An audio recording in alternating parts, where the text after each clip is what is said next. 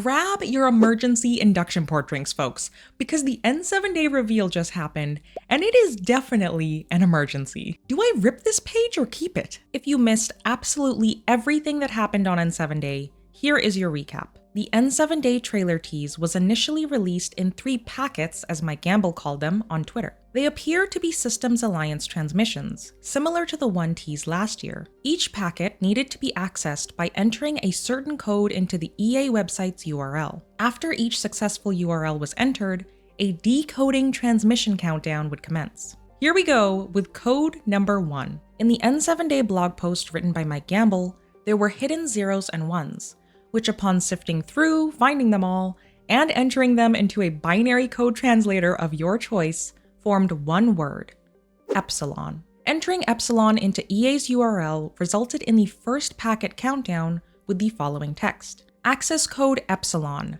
time until decryption completed, and then a countdown to 6 p.m. GMT, leading to this epic 6-second tease. Yep. Those boots were definitely made for walking. We'll get to whose boots they are in a little bit. Above the 6-second tease was the following text: access code epsilon, access code accepted, secondary encryption detected, followed by a huge string of letters. Andromeda distress signal detected. Year sent redacted. Audio transcript, although they should know by now not to underestimate human redacted. The last quote is from the decoded Liara audio from the N7-day 2022 teaser. So, packet number 2's solution was as follows. VJB SVU is an ROT cipher, A to Z plus 7, for Oculon. The 4 X's was 2819, the year the Andromeda Initiative arrived in Andromeda, and the 7 X's was Defiance, the last word Liara says in the decoded audio. After entering Oculon 2819 and Defiance into the URL, another countdown to 7 p.m. GMT occurred, followed by the second tease. Above this tease was the following: access code Oculon 2819 Defiance, access code accepted, tertiary encryption detected, classified review briefing materials on official Alliance comms channels. The final URL's access code was post-Nebula. I don't know how people figured this one out, but thank the goddess for Mass Effect News Twitter linking the website. The final countdown was at 9 p.m. GMT, and the final packet showcased this fantastic reveal. The text above this read, access code accepted, post-Nebula, warning, security breach detected, Contact Systems Alliance, Epsilon, Oculon, Delta. So after all of that chaosness, we have an N7 character that's in an epic trench coat and looks ready to slay everyone and everything. Oh yeah, and then BioWare tweeted out this full poster of them. Keela Salai, this character is hot AF. Instead of calling them N7 character the entire time, I'm gonna call them Eon, the acronym of Epsilon, Oculon, and Nebula. We'll break down the poster in a little bit. So what the actual happened in the teaser? I thought the multiverse theory was confusing and I'm the one who made it, but this was way worse. In a good way though. Let's break it all down. The 3 packet names of Epsilon, Oculon, and Nebula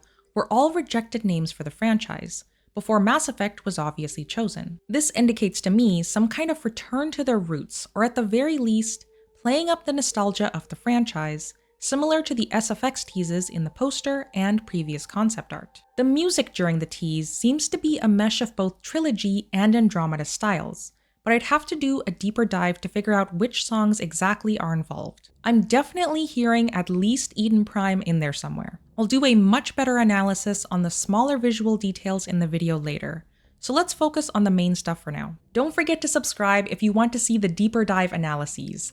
Definitely coming out soon. The biggest question out of all of this N7-day chaos is who the heck is this Eon person? Because I'm pretty sure this isn't Shepard. I was convinced that it was Shepard during the live stream, but I don't think that this fits Shepard's vibe. My initial take is that we don't know who this person is, as they might be a futuristic N7 soldier.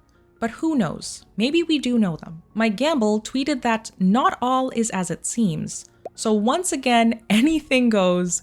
Grab your tinfoil hats. In the tease itself, people have seen a Krogan in the first 4 to 6 seconds, And when Eon turns, they do appear to be signaling to someone.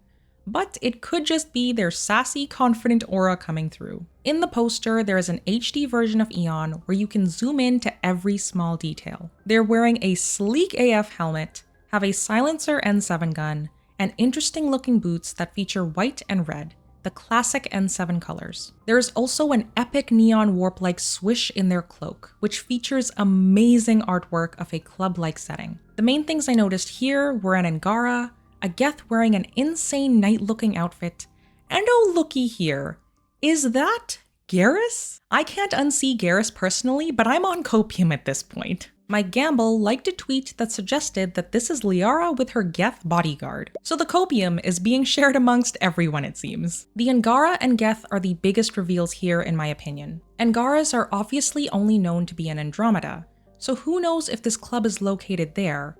But also, Garrus and potentially Liara exist, so once again, anything goes. I don't know exactly what's happening here yet, but I will keep digging, and we'll tackle it in a future video. My initial take on all of this chaos following the N7-day hype expectations is that we definitely hit a level 3. We got a new video tease, a new character, a new poster, and the presentation of the decryption was so much fun. It was disappointing to not have Shepard be revealed. However, I do think that they won't reveal Shepard until after Dreadwolf is released. There'll be way too much hype after Shepard is revealed that'll derail the hype for Dreadwolf, and potentially reduce its sales. So we're going to have to wait another year to see if we get the reveal we all so desperately want. I have no idea if Eon is an antagonist, the new protagonist, or even the benefactor. All I know is that I'm probably gonna be thirsting after them until next N7 day. The one thing that I will definitely take out of all of this chaos is that they keep teasing both the Milky Way and Andromeda. They've hinted at both galaxies being involved in the teaser trailer, Mike Gamble's numerous tweets, and even the concept art by Marco Ayazi. I think the one point out of all of these teasers is that somehow, some way, everything is going to connect. We just don't know how yet. So, what to do with the Multiverse page? I personally think it stays, only because the N7-day reveal didn't really do much to move the needle on anything. I'll definitely be covering other theories in the lead up to N7-day 2024, but I personally haven't seen enough to rip this up yet. So it stays for now. Thank you so much for making it such a special first N7 day if you tuned in to the first live stream on the channel. Massive shoutouts to my first 8 members, Scott, Al, JPS, Hero, Ems, Retro, Blind Mags, and Anubis. And a huge shout out to my first ever Paragon Prime member, Hero. You are awesome. If you need some copium after N7 day and you love the FemShep and Liara ship, then definitely check out this epic animated music video right over here. And if you're looking for even more Mass Effect content, check out the Mass Effect 5 Theories playlist right over here. Until then, see you guys in the next one.